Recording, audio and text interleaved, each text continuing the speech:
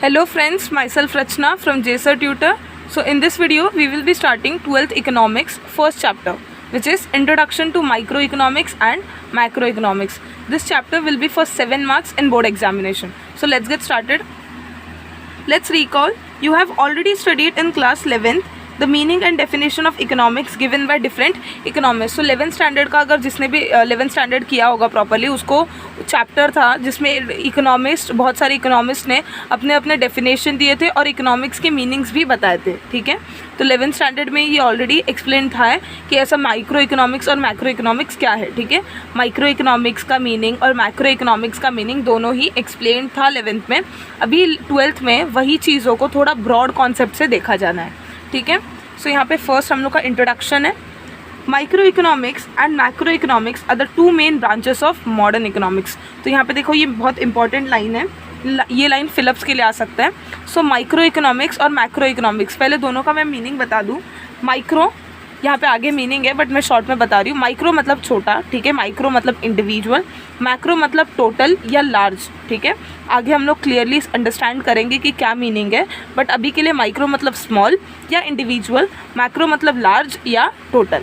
So micro economics and macro economics are the two main branches of modern economics. ठीक है, the term micro, ये जो term micro है, ये जो माइक्रो इकोनॉमिक्स में जो टर्म माइक्रो आया वो कहाँ से आया वो देखो. The term micro is derived from the Greek word micros. तो माइक्रो ये वर्ड ग्रीक वर्ड से आया जिसका नाम है माइक्रोस. ठीक है, एक ग्रीक वर्ड है जो है माइक्रोस, वो वर्ड से ये टर्म डिराइव हुआ माइक्रो. अब ये माइक्रोस का मीनिंग क्या है? स्मॉल और मिलियंथ पार्ट, मतलब बहुत ही छोटा सा पार्ट. ठीक है, बहुत ही छोटा पार्ट. फिर से देखो, the term micro is derive from the Greek word micros which mean small और मिलियंथ पार्ट. तो ये वर्ड माइक्रो कहाँ से हुआ, कहाँ से इसका इन्वेंशन हुआ? इसका इन्वेंशन हुआ एक ग्रीक वर्ड से जिसका नाम है माइक्रोस, और उसका मीनिंग होता है स्मॉल या millionth part.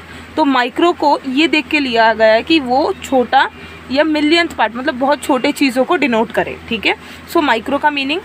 Next macro, the term macro is derived. Same देखो, दोनों में सिमिलैरिटी है, दोनों ही ग्रीक वर्ड से डिराइव्ड हुआ है. माइक्रो भी ग्रीक वर्ड से डिराइव्ड हुआ, सेम इज मैक्रो में भी. माइक्रो भी ग्रीक वर्ड से डिराइव हुआ और मैक्रो भी ग्रीक वर्ड से. इसमें ग्रीक वर्ड कौन सा है? इसमें ग्रीक वर्ड था माइक्रोस, इसमें था मैक्रोस. दोनों में एक ही लेटर का डिफरेंस है. इसमें आई था MIK, इसमें है MAK. ठीक है, MIK MAK, दोनों में डिफरेंस देख रहे हो. ये माइक्रोस है, ये मैक्रोस है. सो माइक्रो कहाँ से डिराइव हुआ? माइक्रो डिराइव हुआ माइक्रोस से और मैक्रो डिराइव हुआ मैक्रोस से. ठीक है, अब ये मैक्रोस का मीनिंग क्या होता है ग्रीक में? मैक्रोस का मीनिंग ग्रीक में होता है लार्ज. ठीक है, मैक्रोस का मीनिंग होता है लार्ज. तो ये दोनों जो है ना, ये चैप्टर के जब भी आंसर लिखना है, ये चैप्टर का कोई भी आंसर्स लिखना है, तो अगर तुम लोग को माइक्रो इकोनॉमिक्स के बारे में आंसर लिखना है तो यहाँ से यहाँ तक रट लो, सब में लिखोगे चलेगा. ठीक है, माइक्रो इकोनॉमिक्स के बारे में कोई भी आंसर पूछा है तो यहाँ से यहाँ तक रट लो और लिखो, चलेगा. सेम मैक्रो के साथ भी मैक्रो इकोनॉमिक्स का कोई भी आंसर लिखना है तो यहाँ से यहाँ तक याद कर लो और इतना लिखना ही है. ठीक है, इंट्रोडक्शन लिखोगे, मार्क्स मिलने की प्रोबेबिलिटी एक्स्ट्रा बढ़ जाती है. ठीक है, यहाँ तक समझा. Next, this terms were coined by Norwegian economist Ragnar Frisch of Oslo University in 1933. अब ये आता है फिलिप्स के लिए. ठीक है, कि ये माइक्रो और मैक्रो स्टार्ट किसने किया.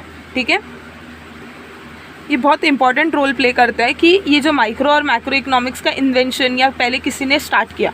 सो ये वर्ड्स का पहला यूज़ किया गया था नॉर्वेगन economist Ragnar Frisch of Oslo.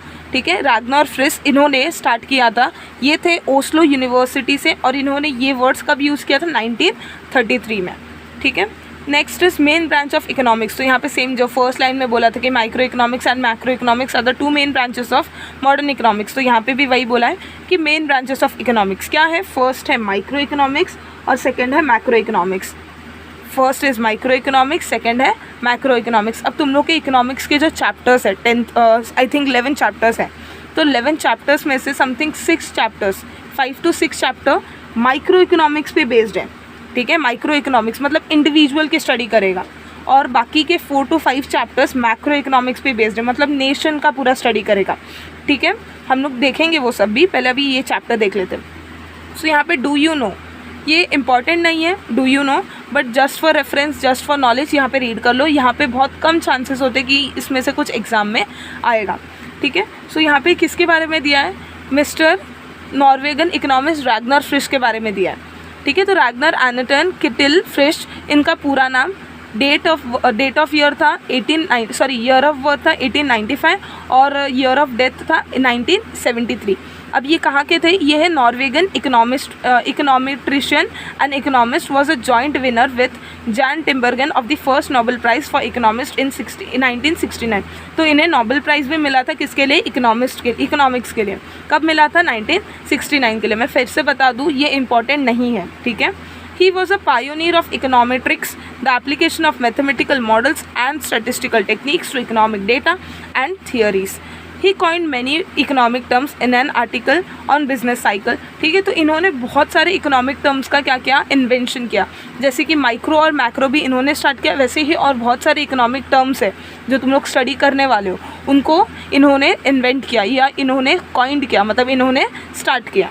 In an article on business cycle, Frisch was likely the first person to have referred to the study of individual firm and producer as microeconomics. Moreover, he referred the study of aggregate economy as macroeconomics. तो इन्होंने बोला कि जो aggregate मतलब total, ठीक है। Aggregate जहाँ भी आया वहाँ पे लिख लो टोटल, जहाँ पे भी एग्रीगेट आया वहाँ पे टोटल लिख लो। तो इन्होंने स्टार्ट किया एग्रीगेट इकोनॉमी को माइक्रो इकोनॉमिक्स बोलना, मैक्रो इकोनॉमिक्स, मतलब जो भी इकोनॉमी टोटल, मतलब जैसे कि अभी नेशनल इनकम, ठीक है। अब मैं 2 एग्जांपल देती हूँ। मैंने पहला तो एक नेशन में से, ठीक है, एक नेशन में से एक इंसान को निकाला, एक पर्सन को ढूंढा और उसके इनकम के बारे में मैंने स्टडी किया, ठीक है। मैंने एक नेशन से एक इंसान को निकाला, एक पर्टिकुलर इंडिविजुअल को निकाला और मैंने उसके इनकम के बारे में स्टडी किया, ठीक है। पूरे एक नेशन में से मैंने एक स्मॉल पार्ट को निकाला, राइट। तो वो होगा माइक्रो इकोनॉमिक्स, ठीक है, वो होगा माइक्रो इकोनॉमिक्स। अगर मैंने पूरे नेशन के लोगों को, ठीक है, पूरे नेशन के लोग जितने भी हैं, जितने भी पर्टिकुलर पर्सन्स हैं, मैंने उन सब के इनकम्स के बारे में पढ़ा, ठीक है, तो वो होगा मैक्रो इकोनॉमिक्स। मैंने उन सब के इनकम के बारे में पढ़ा, मतलब क्या हो जाएगा, नेशनल इनकम। पूरे नेशन के लोगों का इनकम पढ़ रही हूँ मैं, राइट। सो ये हो जाएगा नेशनल इनकम और ये हो जाएगा इंडिविजुअल इनकम, ठीक है। एक इंसान का पढ़ूंगी तो इंडिविजुअल इनकम, पूरे नेशन का इनकम के बारे में पढ़ूंगी तो नेशनल इनकम। तो तुम लोग को समझ गया होगा कि जब मैं इंडिविजुअल का इनकम पढ़ रही हूँ उसको बोलेंगे माइक्रो इकोनॉमिक्स। जब मैं पूरे नेशन का इकोनॉमिक्स पढ़ रही हूँ या पूरे नेशन का इनकम पढ़ रही हूँ, समझ रही हूँ, तो वो होगा मैक्रो इकोनॉमिक्स। तो इन्होंने ही बोला कि जब एग्रीगेट इकोनॉमी पढ़ा जाता है, जब किसी चीज़ का टोटल पढ़ा जाता है इकोनॉमी में, तो उसको मैक्रो बोलेंगे, और किसी चीज़ का इंडिविजुअल पढ़ा जाता है तो उसको माइक्रो बोलेंगे। इसको हम लोग और डिटेल में समझेंगे, ठीक है, इसमें और डिटेल में है। मैं और 1-2 एग्जांपल देती हूँ, जैसे कि अभी डिमांड, आई थिंक तुम लोग अभी डिमांड समझेगा नहीं। तो सपोज़ एक कंपनी लेते हैं, ठीक है, एक कंपनी का इनकम कितना है। मैंने पूरे नेशन से, पूरा नेशन था, पूरे नेशन से मैंने एक कंपनी को निकाला, ठीक है, एक कंपनी को निकाला और मैंने वो कंपनी के बारे में पढ़ा कि वो कंपनी का कितना इनकम है, कितना सेल करता है, कितना परचेज़ करता है, ठीक है। मैंने वो कंपनी का निकाला, वो कंपनी का परचेज़ कितना है, वो कंपनी का सेल कितना है। तो मैं क्या कर रही हूँ, पूरे नेशन से मैं एक इंडिविजुअल को स्टडी कर रही हूँ, राइट, मैं एक इंडिविजुअल को स्टडी कर रही हूँ, ठीक है। बट मैं एक काम करती हूँ कि मैं पूरे नेशन का देखती हूँ कि पूरे नेशन में जितने भी कंपनीज़ है उतना वो कितने क्वांटिटी में सेल करते हैं या कितने क्वांटिटी में परचेज़ करते हैं। जब मैं ये स्टडी करने लगूंगी तब वो हो जाएगा मेरा मैक्रो इकोनॉमिक्स, और जब मैं इंडिविजुअल स्टडी करूँगी तब वो हो जाएगा मेरा माइक्रो इकोनॉमिक्स। तो micro economics always studies individual firm और macro economics always study aggregate economy, ठीक है। इसको और डिटेल में है। अब सेम देखो, ये जो पार्ट है यू शुड नो वाला पार्ट लास्ट ईयर और लास्ट टू लास्ट ईयर दोनों साल में रिड्यूस सिलेबस में कट हो गया था, but we have no idea कि ये इस बार है कि नहीं। सो मैं एक्सप्लेन कर रही हूँ। सेम फिर से इसका बता दूँ कि ये इतना इंपॉर्टेंट नहीं है, इस पर से मार्क क्वेश्चन ना के बराबर आते हैं, ठीक है, क्वेश्चंस नहीं है आते हैं, बट इवन दो मैं एक्सप्लेन कर देती हूँ, सिंपल सा रीडिंग कर लेते हैं ताकि बस आइडिया रहे। बट इसमें से मार्क्स के मतलब इसके में से क्वेश्चंस नहीं आते हैं बोर्ड्स में, या इवन स्कूल्स के टीचर्स भी नहीं डालते major. So historical review of micro economics, तो माइक्रो इकोनॉमिक्स का हिस्टोरिकल रिव्यू क्या, हिस्ट्री, पीछे बैकग्राउंड क्या है उसका, वो क्या करते आ रहा है, ठीक है, उसका हिस्ट्री क्या है. So micro economic analysis was develop first. तो माइक्रो इकोनॉमिक एनालिसिस मतलब छोटे छोटे इंडिविजुअली को स्टडी करना, ठीक है, छोटे छोटे इंडिविजुअल्स को स्टडी करना, ये सबसे पहले स्टार्ट हुआ था. It is a traditional approach. ये क्या है, ये ट्रेडिशनल अप्रोच है, ठीक है, पहले से स्टार्ट होता आ रहा है. Origin of this approach can be traced back to the era of classical economist. अब जिसने 11th में पढ़ा है अच्छे से उसको ये क्लासिकल इकोनॉमिस्ट कोई हार्ड वर्ड नहीं लगेगा, क्योंकि क्लासिकल इकोनॉमिस्ट के बारे में 11th के फर्स्ट चैप्टर में दिया हुआ है, ठीक है. तो माइक्रो इकोनॉमिक्स को कहाँ पे ट्रेस किया जा सकता है, क्लासिकल इकोनॉमिस्ट, ठीक है. पहले इकोनॉमिस्ट को ऐसा बोला जाता था, ये क्लासिकल इकोनॉमिस्ट है, ये मॉडर्न इकोनॉमिस्ट है, ठीक है, ऐसा उनको डिवाइड करते थे. इन क्लासिकल इकोनॉमिस्ट के एग्जाम्पल भी दिए हैं. फर्स्ट है Adam Smith, David Ricardo and J S. Mill. इसमें से एडम स्मिथ का बहुत इंपॉर्टेंट रोल है, ठीक है. It was popularized by neo classical. देखो यहाँ पे क्लासिकल इकोनॉमिस्ट है और यहाँ पे neo classical. Neo classical economist में कौन कौन है, यहाँ पे देखो इन्होंने स्टार्ट किया, क्लासिकल इकोनॉमिस्ट एडम स्मिथ, इन्होंने सब स्टार्ट किया. बट माइक्रो इकोनॉमिक को पॉपुलैरिटी किसने दिया, माइक्रो इकोनॉमिक को पॉपुलैरिटी मिला नियो क्लासिकल इकोनॉमिस्ट से, ठीक है. ये सब एक कैटेगरी है, ठीक है, क्लासिकल इकोनॉमिस्ट, नियो क्लासिकल, ये डिपेंड ऑन ये ईयर्स पे डिपेंड करता है, ठीक है, कि इतने साल में ये इकोनॉमिस्ट आए थे. जैसे कि सपोज 1889 से 1999 इतने इकोनॉमिस्ट आए थे, फिर 1999 से 2000 ये इतने इकोनॉमिस्ट आए थे, ठीक है. सो ऐसे ये लोग ने डिवाइड किया. सो पॉपुलर किसने किया, माइक्रो इकोनॉमिक्स को पॉपुलर किया नियो क्लासिकल इकोनॉमिक्स ने, which are professor Alfred Marshall in his book principle of economics published in 1890. So ये बहुत ही इंपॉर्टेंट है, ये तुम लोग याद कर लो, क्योंकि तुम लोग को हर चैप्टर में ये आने वाला है. प्रोफेसर अल्फ्रेड मार्शल ये आने ही वाले हैं तुम लोग को चैप्टर के हर डेफिनेशन में. सो इन्होंने प्रोफेसर अल्फ्रेड मार्शल ने पॉपुलर किया माइक्रो इकोनॉमिक्स को किसमें, in his book principle of economics which was published in 1890.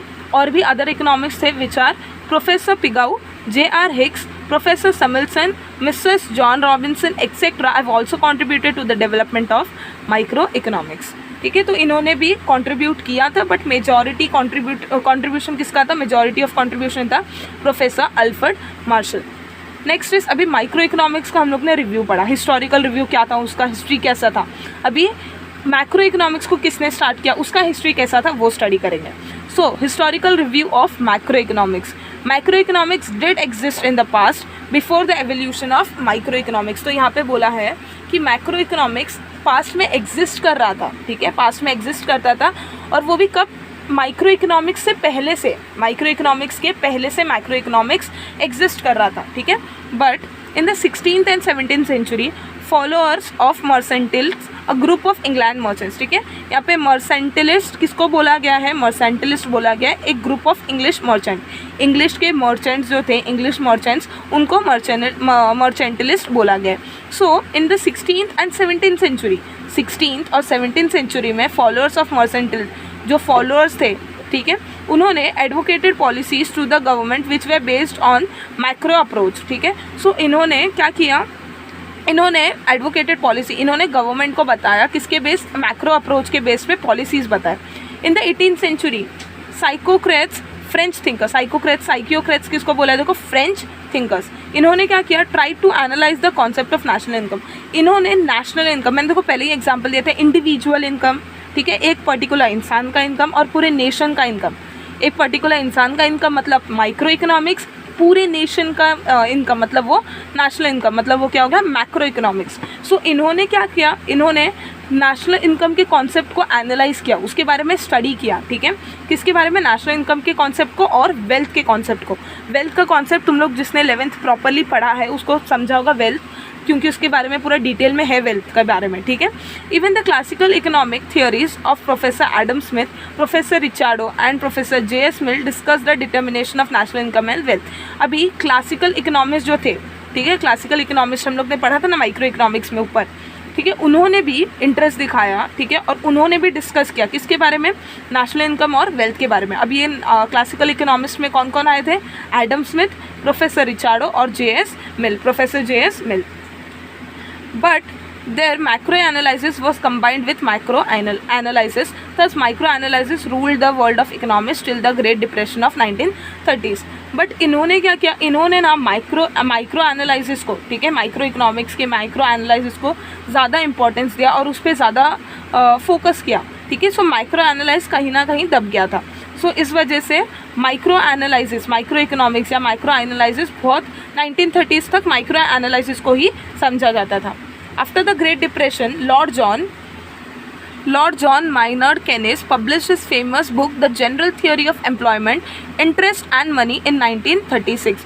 तो इन्होंने क्या किया, इन्होंने एक बुक पब्लिश किया जिसका नाम था general theory of employment, interest and money in 1936.